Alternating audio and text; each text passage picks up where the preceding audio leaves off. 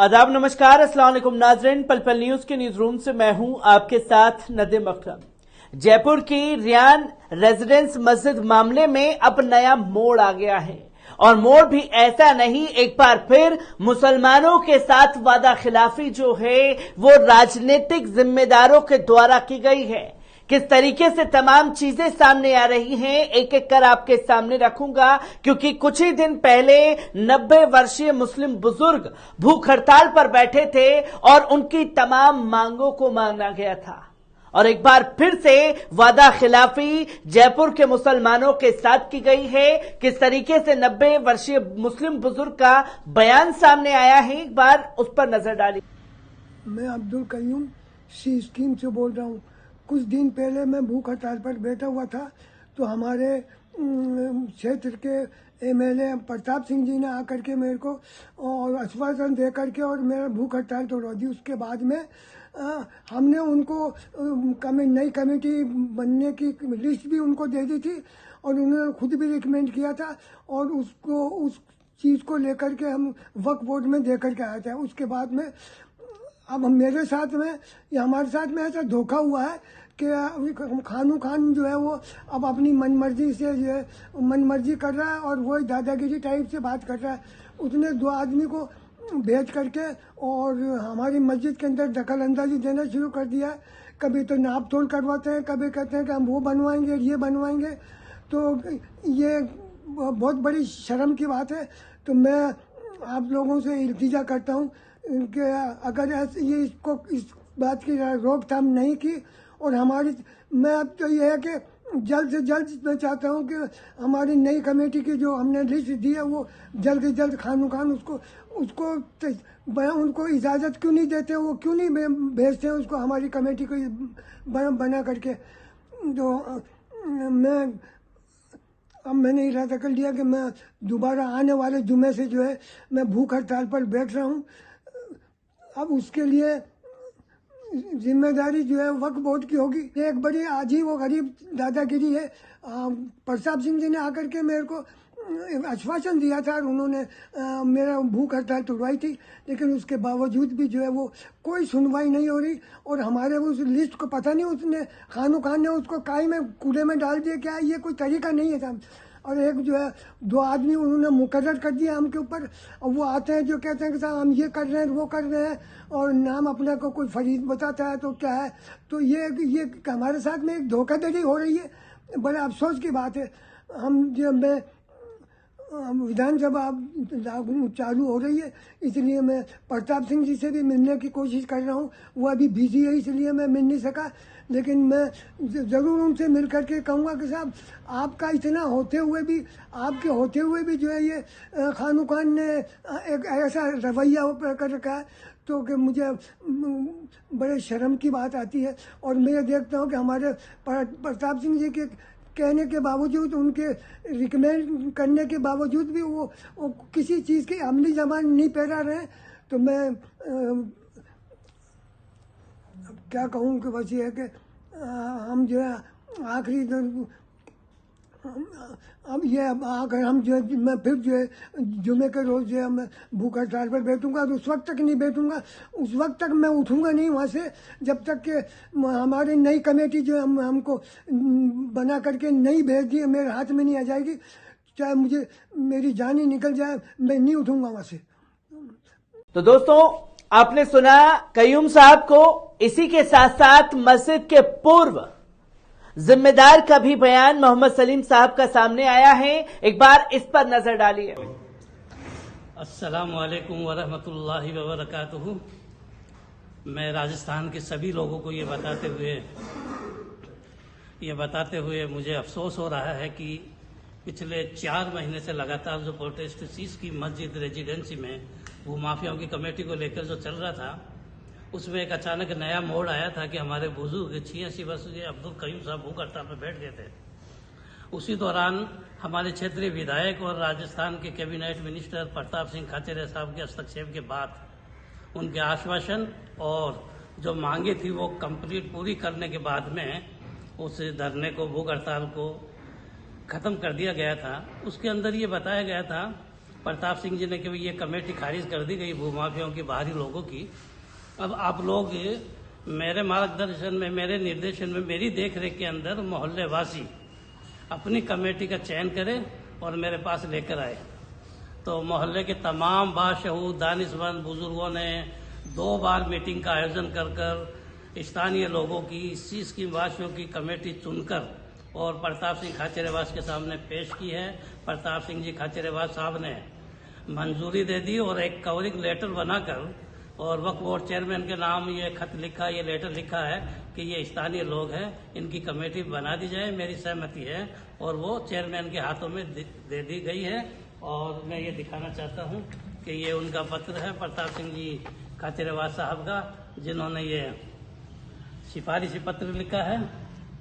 और मोहल्लेवासियों द्वारा जो कमेटी लोगों की बनी है वो भी इसके साथ अटैच है। और नीचे आप देखेंगे रिसीव्ड भी है, वक्फ बोर्ड ने रिसीव्ड दी है। और ये कमेटी है जो मोहल्ले के लोगों ने बना ली है। और मोहल्ले वासियों ने बहुत ही अच्छे नमाजी और जो मस्जिद से जुड़े हुए लोग हैं उनकी कमेटी बनाकर वक्फ बोर्ड को सुपुर्द कर दी है। लेकिन अफसोस की बात यह है कि बहुत ही अफसोस की बात यह है कि जब कमेटी सुपुर्द कर दी गई है तो बना देनी चाहिए फौरन। लेकिन अचानक यकायक 2017 का मामला हाईकोर्ट का निकाल कर लाए हैं। 2017 में कुछ 2 लोगों को अनैतिक गतिविधियों की वजह से वक्फ चेयरमैन ने निकाल दिया था। उन लोगों ने हाईकोर्ट में जाकर 2018 के अंदर एक रिट दायर की थी कि साहब हमें अवैधानिक तरीके से हटाया गया है, इस कमेटी में कोई जिम्मेदार लोग नहीं है, ये नहीं है, वो केस चलते चलते अचानक आज वो जिंदा हो गया। उसके आदेश आए हैं और वो आदेश ये आए हैं कि 2 कर्मी वक्फ बोर्ड के देख रेख के लिए लगाए जाए। हमें कोई एतराज नहीं है। वक्फ बोर्ड के 2 कर्मी आए, 3 कर्मी आए। माननीय उच्च न्यायालय का आदेश सर माथे पर है, उनके आदेश हम बाध्य हैं मानने के लिए और मानेंगे, हम सम्मान करते हैं हाईकोर्ट की। लेकिन हमें इस बात का बड़ा आश्चर्य हो रहा है कि अचानक इसी टाइम पर ये सब चीजें क्यों। वक्फ बोर्ड अच्छी तरह इस बात को समझ ले कि इस तरह की अनैतिक गतिविधियां नहीं करे जिससे मोहल्ले वासियों में आक्रोश व्याप्त हो। और उनकी जो नजर है मस्जिद और मदरसे की जमीन पर, उसमें 1 इंच भी हम खुर्द नहीं होने देंगे। और एक अजीबो गरीब खेल देखने को मिल रहा है कि इस तरह के लेटर हमें बार बार जारी किया जा रहा है। अभी आप ये देखिए, एक लेटर हमें दिया गया है कि हमारे कर्मियों को फौरन आप चार्ज दे दे, ये कर ले, वो कर ले। और सीओ के साइन है, जबकि ये जो वहाँ सीओ जो लगी हुई है सना सिद्दीकी साहब के साइन नहीं है। ये फर्जी साइन, ये नकली साइन किसके हैं? वक्फ बोर्ड इस बात की जांच करे।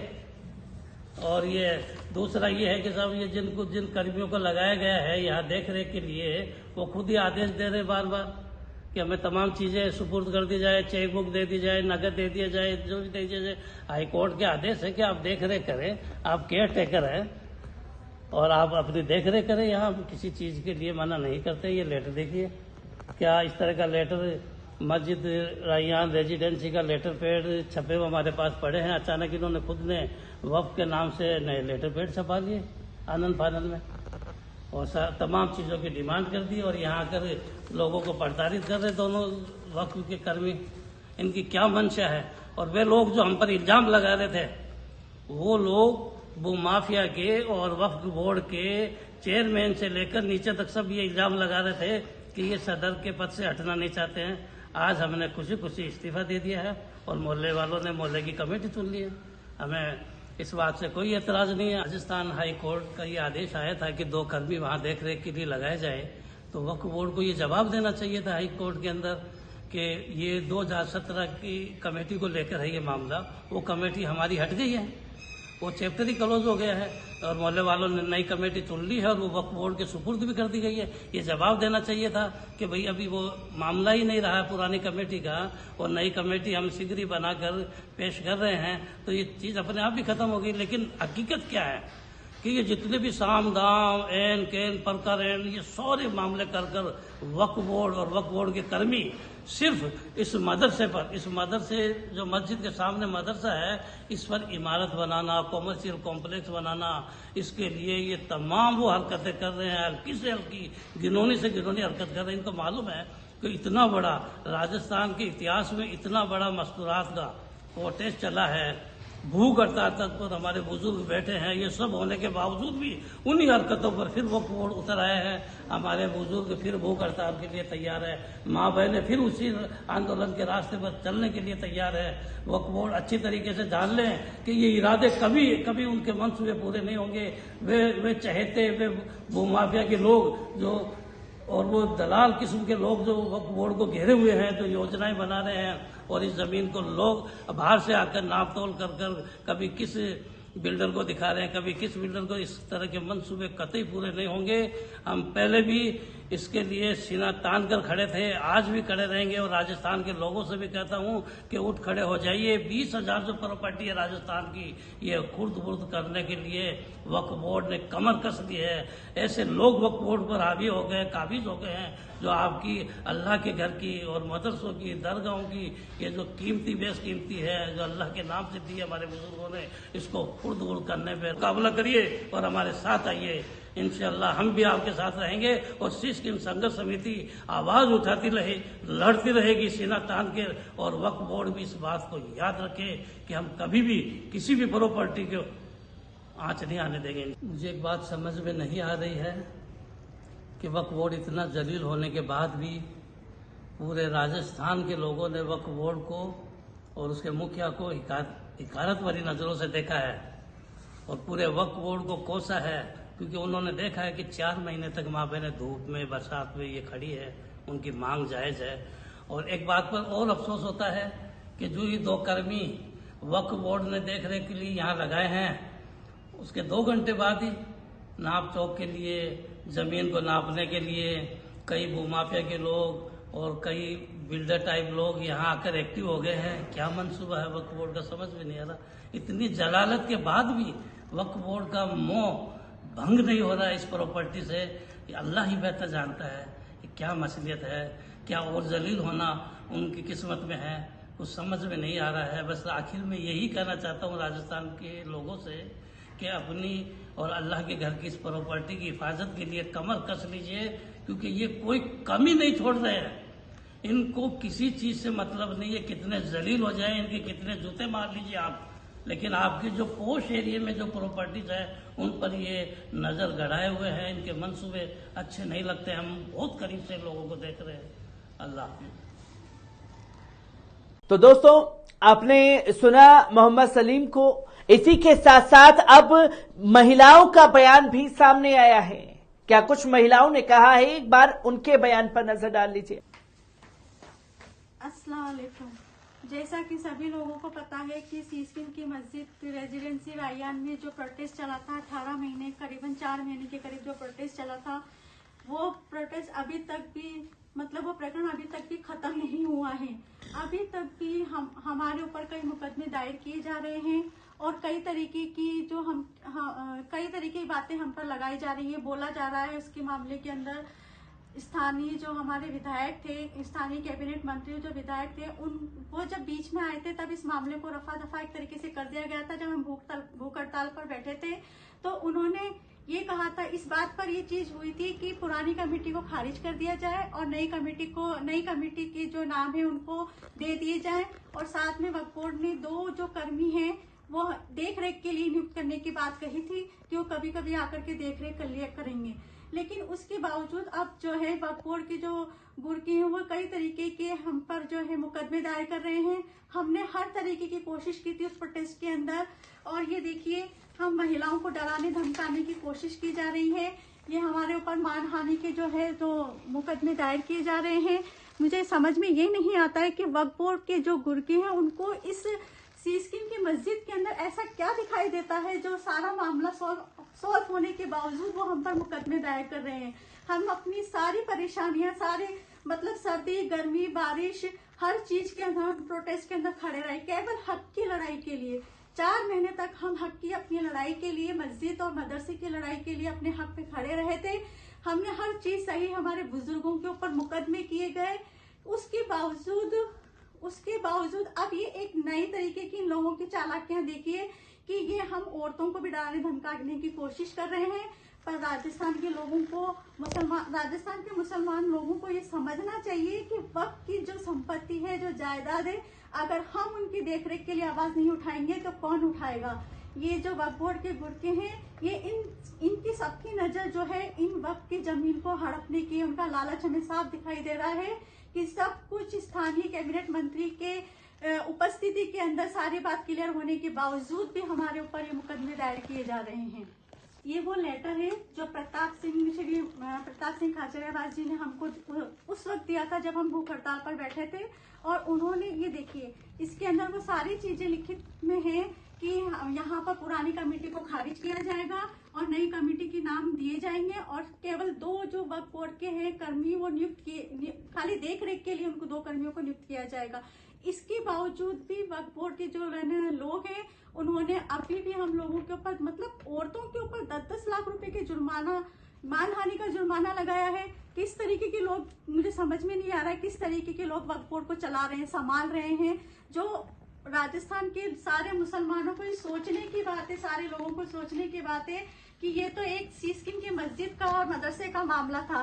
पूरे राजस्थान में 19,000 वक्फ बोर्ड की जो जायदाद है उनका अगर इसी तरीके से ये हाल रहा, इसी तरीके के लोग अगर बैठे रहे इसी पोस्ट के ऊपर, तो इन जमीन जायदादों का क्या होगा। इनको हम लोग नहीं बचाएंगे तो कौन बचाएगा। हम लोग आगे नहीं आएंगे तो कौन आगे आएगा। हमें अपनी हक की लड़ाई के लिए लड़ना है, और हम तो मतलब मैं तो ये कहूंगी कि हमने तो अपनी लड़ाई लड़ी और लड़ते रहेंगे, पर मैं सब लोगों से अपील करती हूँ कि आप लोग जागो और अपनी इन वक्फ की जमीनों को जो है बचाओ, और ऐसे लोगों के खिलाफ आवाज उठाओ कि किस तरीके के लोग हैं जो हमारे ऊपर जो है काबिज हो चुके हैं। और ये जो वक्फ बोर्ड के लोग, मतलब वक्फ बोर्ड के जो मेन पदाधिकारी है, मैं उनसे भी कहना चाहूंगी कि यहाँ खाली इस दुनिया में ही आप लोग जी लो, आखिरत की दुनिया आपके लिए कैसी होगी ये तो अल्लाह जानता है। लेकिन अगर आप लोग, मैं अल्लाह से यही दुआ करूंगी कि अल्लाह आप लोगों को हिदायत दे कि अल्लाह आप लोगों की आखिरत भी अच्छी हो। अभी भी वक्त है, संभल जाओ। लेकिन अगर हमने अभी तक तो शांतिपूर्वक तरीके से, संवैधानिक तरीके से अपना प्रोटेस्ट लड़ा है, अगर ये इसी तरीके की हरकतें करते रहे तो हम आर पार की लड़ाई लड़ेंगे। लेकिन ये नहीं सोचे कि हम डर जाएंगे और चुप होकर के बैठ जाएंगे। ये हक की लड़ाई हमने शुरू की थी, और ये जब तक हम में जान है हम इस लड़ाई को लड़ते रहेंगे। तो दोस्तों, आपने देखा कि किस तरीके से एक बार फिर मुसलमान जो है अपने आप को ठगा हुआ महसूस कर रहा है, जहां अपने हक और हुकूक के लिए भूख हड़ताल पर बैठे तमाम मुस्लिम और 90 वर्षीय मुस्लिम बुजुर्ग के देख करके राजनीतिक नुमाइंदे मंच पर पहुंचे और तमाम वादे किए, और उनके साथ किस तरीके से फिर से वादा खिलाफी की गई है, और इसके लिए उन्होंने फिर से बिगुल फूंक दिया है भूख हड़ताल पर बैठने का। मैं ऐसी ही खबरों से आपको रूबरू कराता रहूंगा। दीजिए इजाजत,